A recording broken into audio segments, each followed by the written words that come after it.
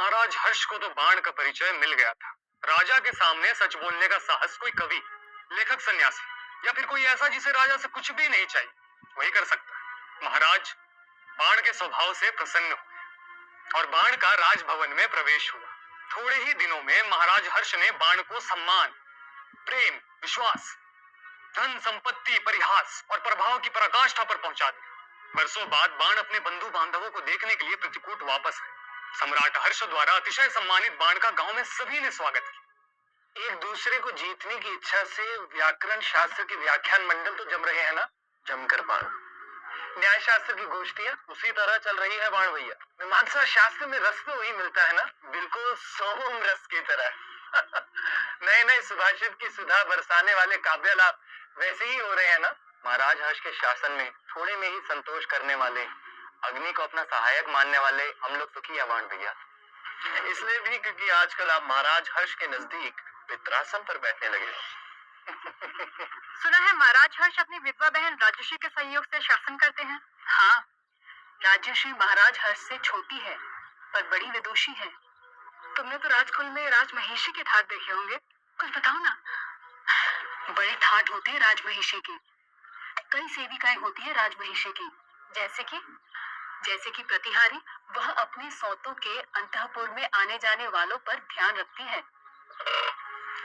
ओह, यानी सौतिया डाक वहाँ भी है। सौतिया डाक कहाँ नहीं है भगिनी। प्रतिहारी के अलावा राजमहिषी की मुख्य सखी या प्रिय सखी होती है। राजमहिषी जिनसे सीधे बात नहीं करना चाहती है, उनसे वह अपनी प्रिय सखी के माध्यम से बात करती है। राजश्री की प्रिय सखी पत्रलता है।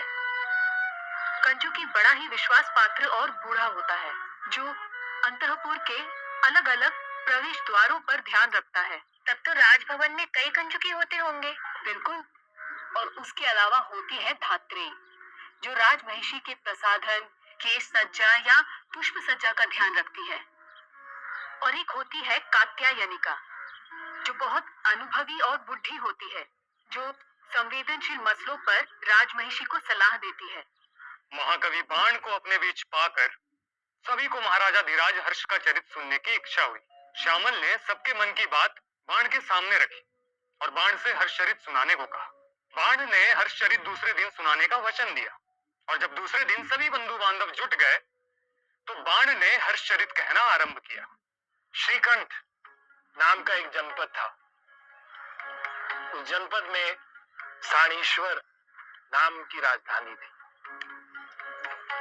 मुनि लोग उसे तपोवन कहते, वैश्याएं उसे कामायतन, नर्तक उसे संगीत शाला, शत्रु उसे यमनगर, वाचक उसे चिंतामणि भूमि, शास्त्रोपजीवी उसे वीर भूमि, विद्यार्थी उसे गुरुकुल, गाने वाले उसे गंधर्व नगर, वैज्ञानिक उसे विश्वकर्मा का मंदिर, वणिक उसे लाभ भूमि, बंदीजन उसे द्यूत स्थान, सज्जन उसे साधु समागम, शरणार्थी उसे वज्र से बना पिंजरा, चतुर उसे वित्त गोष्ठी, पथिक उसे पुण्यों का परिणाम, बौद्ध भिक्षु उसे विहार, कामी उसे अप्सराओं का नगर, चारण उसे महोत्सवों का समाज और ब्राह्मण उसे धन की धारा कहते। ऐसे स्थानेश्वर में पुष्यभूति नाम का राजा हुआ।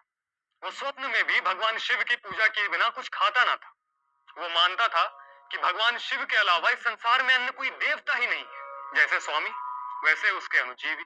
इसलिए घर घर में भगवान शिव की पूजा होती। पुरवासी, राजसेवक, मंत्री और महासामंत सभी भगवान शिव की पूजा के लिए उपयोग में आने वाले उपहारों और भेंटों से उसकी सेवा करते। ऐसे पुष्यभूति के कुल में जन्म लिया प्रभाकर वर्धन ने, जिनका दूसरा नाम प्रतापशील भी था। प्रभाकर वर्धन हूण रूपी हिरणों के लिए सिंह, सिंधु देश के राजा के लिए ज्वर, गुर्जर के लिए उनिद्र रोग, गांधार राज के लिए कूट पाकल नाम का बुखार, लाट देश की चालाकी का अंत करने वाले और मालव देश की लक्ष्मी रूपी लता को काटने वाले कुठार थे।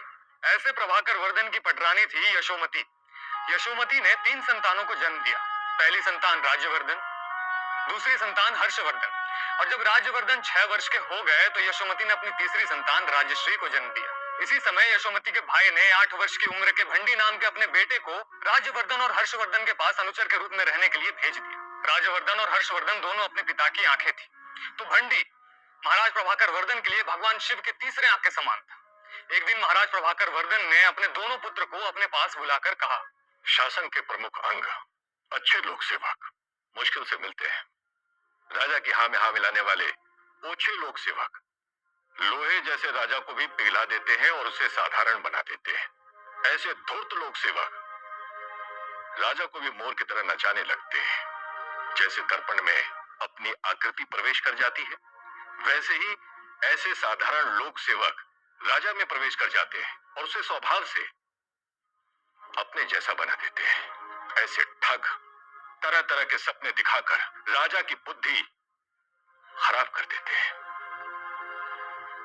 और हवाई किले बनाकर राजा को नाचने गाने हंसी मजाक कर उन्मत्त कर डालते हैं।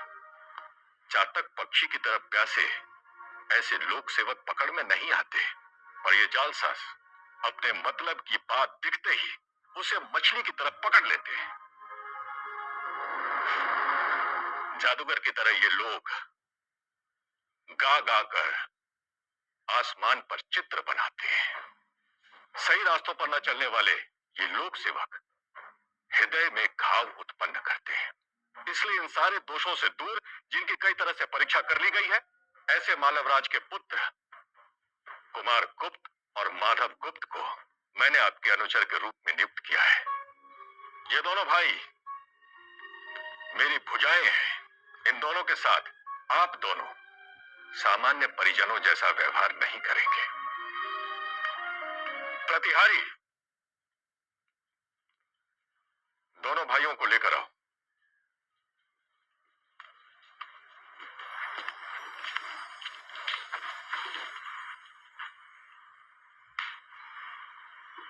आज से आप दोनों राजकुमारों के अनुगामी हुए। जैसे आपसे आज्ञा। महाकवि मौका मिलते ही लोक सेवकों पर बाण चलाने से नहीं चूकते। बाण भट्ट कवि चारण नहीं, जो सिर्फ स्वामी और उनके सेवकों का गुणगान करे। आगे राजश्री बड़ी हो रही थी। जैसे जैसे वरों के दूध पे दूध आते, पिता प्रभाकर वर्धन की चिंता बढ़ती जाती। मौखरी वंश के सिरमौर अवंती वर्मा के पहले बेटे ग्रह वर्मा ने राज्यश्री के लिए प्रार्थना की है। तुम्हारी हाँ हो तो मैं कन्यादान के लिए हाँ कहूं। अरे पुत्र, माँ तो धाई की तरह बेटियों को बड़ा करने के काम आती है। कन्यादान का अधिकार तो पिता का होता है। आप जो ठीक समझे करिए। आप दोनों क्या सोचते हैं? राजाधिराज, आप हाँ कहिए। मैं सहमत हूं। तब शुभ मुहूर्त में ग्रहवर्मा की ओर से विवाह का प्रस्ताव लेकर आए प्रधान दूत के हाथों पर पूरे राजकुल की मौजूदगी में प्रभाकर वर्धन ने कन्यादान का जल गिराया। धूमधाम से राज्यश्री का विवाह हुआ। समय ने करवट बदली। करवट बदलते काल